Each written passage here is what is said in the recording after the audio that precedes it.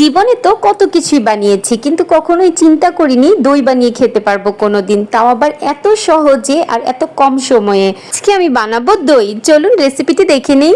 দই বানানোর জন্য আমি আগে থেকে দুধ জাল করে ঘন করে রেখেছি। এরপর আমি ক্যারামেল তৈরি করে নিব। ক্যারামেলটা হয়ে এলে এর মধ্যে ঘন করে রাখা সেই দুধটা দিয়ে দিব। তারপর আমি দিব গুঁড়ো দুধ। এবার দিয়ে দিব পরিমাণ মতো চিনি। চিনি দিয়ে আমি আরো কিছুক্ষণ জাল করে নিব। একটা পরিষ্কার দইয়ের হাঁড়িতে কিছুটা দই নিয়ে ভালো করে দইয়ের হাঁড়িটাতে মাখিয়ে নিব। এখন আরো কিছুটা দই আমি ভালো করে একটা বাটিতে ফেটে নিব। জাল করে রাখা ঘন দুধটা যখন হালকা কুসুম কুসুম গরম অবস্থায় থাকবে, তখন এর মধ্যে ফেটানো দইটা আমি দিয়ে দিব। দিয়ে ভালো করে নেড়েচেড়ে মিশিয়ে নিব।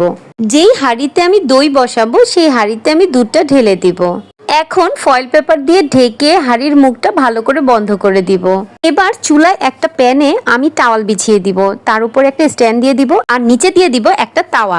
এবার স্ট্যান্ডের উপরে দইয়ের হাঁড়িটা বসিয়ে আমি টাওয়াল দিয়ে ভালো করে দইয়ের হাঁড়িটাকে পেঁচিয়ে চুলার হিটটাকে একেবারে লোতে রেখে 1 ঘন্টার জন্য বসিয়ে রাখবো। 1 ঘন্টা পরে চুলাটাকে বন্ধ করে দিয়ে আরো 1 ঘন্টা ওইভাবেই রেখে দিব।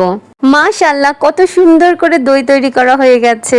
আমি ফার্স্ট টাইম ট্রাই করলাম আর প্রথমবারেই এত সুন্দর দই তৈরি করতে পেরে আমি তো ভীষণ খুশি। দই বানাতে পেরেছি, এতে এত খুশি লাগছিল আর খেতে ভীষণ মজা হয়েছে। কেনা দই থেকে কোনো অংশে কম না। আজকের দইয়ের রেসিপিটা যদি আপনাদের কাছে ভালো লেগে থাকে তাহলে ফলো এন্ড সাবস্ক্রাইব করে দিবেন। Thanks for watching. Tata, take care, আল্লাহ হাফেজ।